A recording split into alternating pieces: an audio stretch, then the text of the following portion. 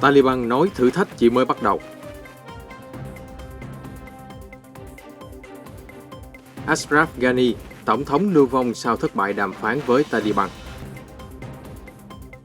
Súng nổ, hỗn loạn và sợ hãi bao trùm sân bay quốc tế ở Kabul. Thủ tướng Anh kêu gọi không công nhận Taliban.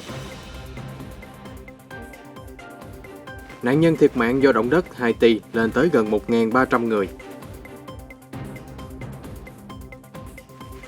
Cảnh tượng mưa lũ thảm khốc ở Nhật Bản.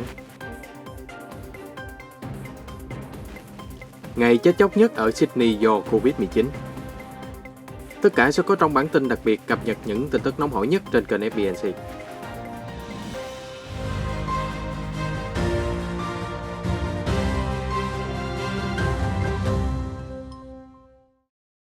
Sau khi chiếm đóng thủ đô Kabul và toàn bộ đất nước Afghanistan, một thủ lĩnh của nhóm phiến quân Hồi giáo vào sáng nay ngày 16 tháng 8 cho biết thử thách giờ mới chính thức được bắt đầu khi họ cố gắng đạt được kỳ vọng của người dân và tiến tới tháo gỡ các vấn đề.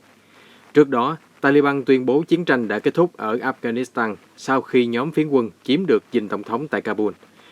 Các phiến quân Hồi giáo đã tấn công như trẻ tre và chiếm đóng các thành phố quan trọng nhất chỉ trong vòng một tuần.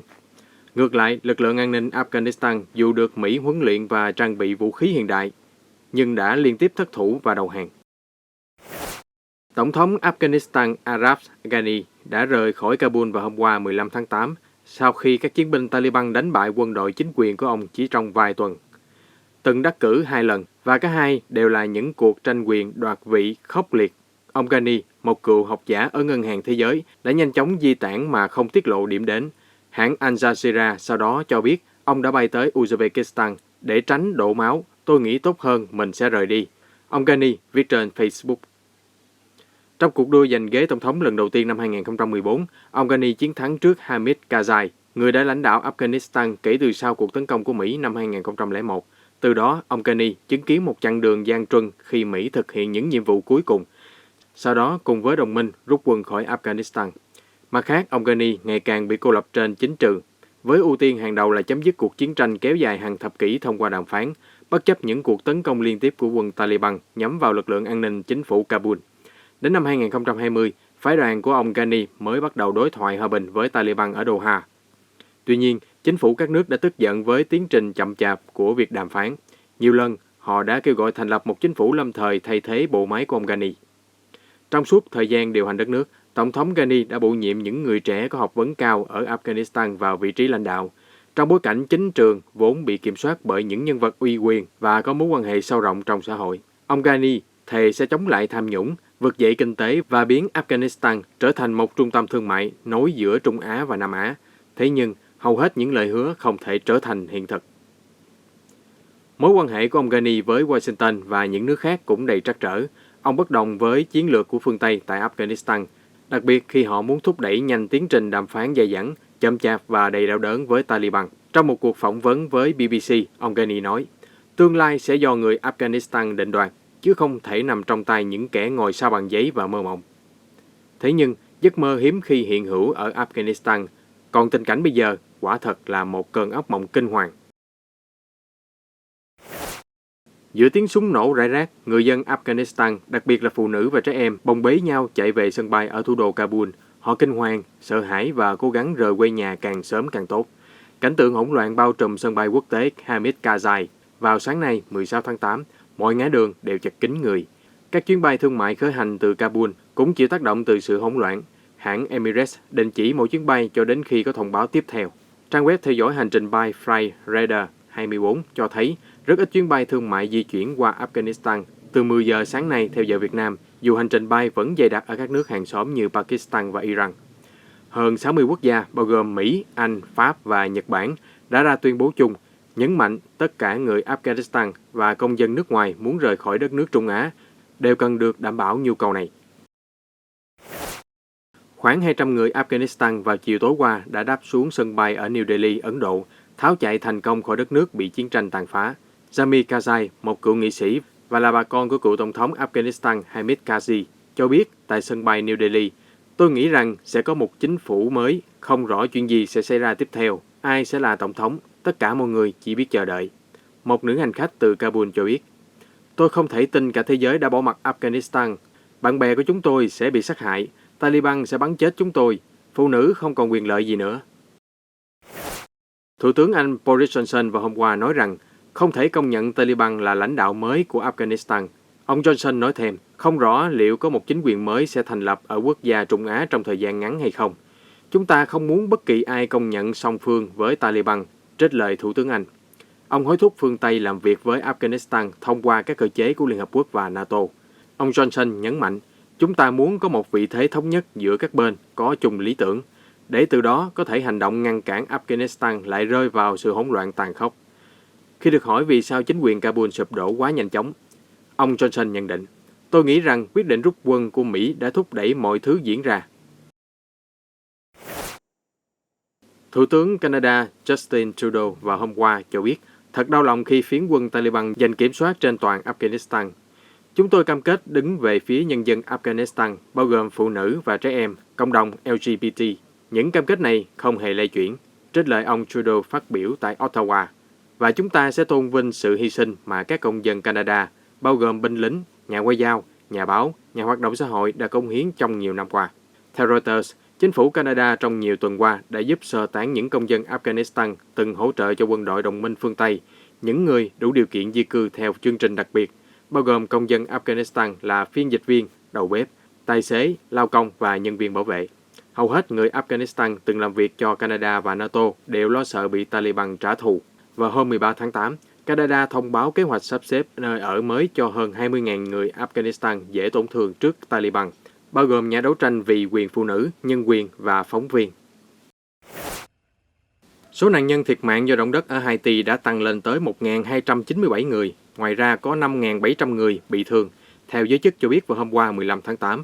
Hiện đội của họ vẫn đào bới những đống đổ nát với hy vọng tìm kiếm người sống sót trong trận động đất mạnh 7,2 độ Richter. Họ chạy đua với thời gian khi một cơn bão nhiệt đới lại sắp ập đến vùng Caribe. Thảm kịch còn khiến khoảng 14.000 ngôi nhà sụp đổ. Thủ tướng Ariel Henry đã đến thị sát khu vực thiên tai ở Les Cayes, cho biết người dân bị ảnh hưởng nghiêm trọng nhưng vẫn rất kiên cường, họ vẫn sẽ tiếp tục chiến đấu sinh tồn. Nhiều người dân Haiti đã chuẩn bị tinh thần trong nhiều ngày tới trong tình cảnh màn trời chiếu đất, và những ký ức đau thương về trận động đất 11 năm trước khiến hàng vạn người chết, một lần nữa lại đang trỗi dậy mạnh mẽ. Mặt khác, công tác cứu hộ, cứu nạn đang trở nên phức tạp hơn khi cơn bão Grace sẽ gây ra mưa lớn từ hôm nay 16 tháng 8. Lượng mưa khoảng 75 đến 100 mm dự kiến sẽ trút xuống nhiều vùng ở Haiti, gây sạt lở và lũ lụt. Hàng trăm người lánh nạn trong những khu trú ẩn tạm bợ có thể sẽ phải đối mặt với nguy cơ bị lũ cuốn trôi hoặc mắc bệnh truyền nhiễm. Ngoài ra, con số tử vong dự kiến tăng cao trong vài ngày tới do công tác thống kê vẫn rất chậm chạp ở các vùng xa xôi hẻo lánh. Cháy rừng đang diễn ra nghiêm trọng ở nhiều nước trên thế giới. Israel cũng đang khẩn cấp sơ tán người dân tại các cộng đồng nhỏ nằm rải rác trên vùng đồi phía tây thành phố Jerusalem. Cháy rừng bùng lên khoảng trưa hôm qua 15 tháng 8 và khói bao trùm toàn bộ khu vực trong bán kính khoảng 10 km. Trên các tuyến đường cao tốc nối giữa Jerusalem và Tel Aviv, có thể dễ dàng nhìn thấy các máy bay và lính cứu hỏa chiến đấu với ngọn lửa từ nhiều hướng khác nhau. Cơ quan cứu hộ Israel cho biết hiện chưa ghi nhận nạn nhân thương vong.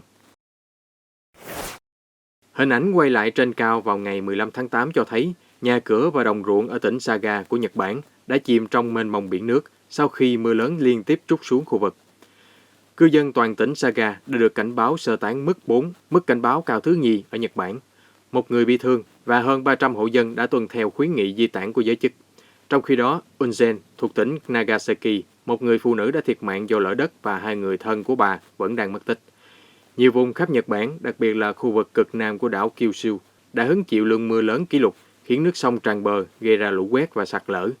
Theo cơ quan khí tượng quốc gia, mưa lớn sẽ kéo dài trong tuần này. Sydney, thành phố đông dân nhất nước Úc, hôm nay 16 tháng 8 đã báo cáo ngày tăng tốc nhất do Covid-19, trong khi 200 quân nhân không mang vũ trang đã được triển khai khắp thành phố để nỗ lực siết chặt biện pháp phong tỏa.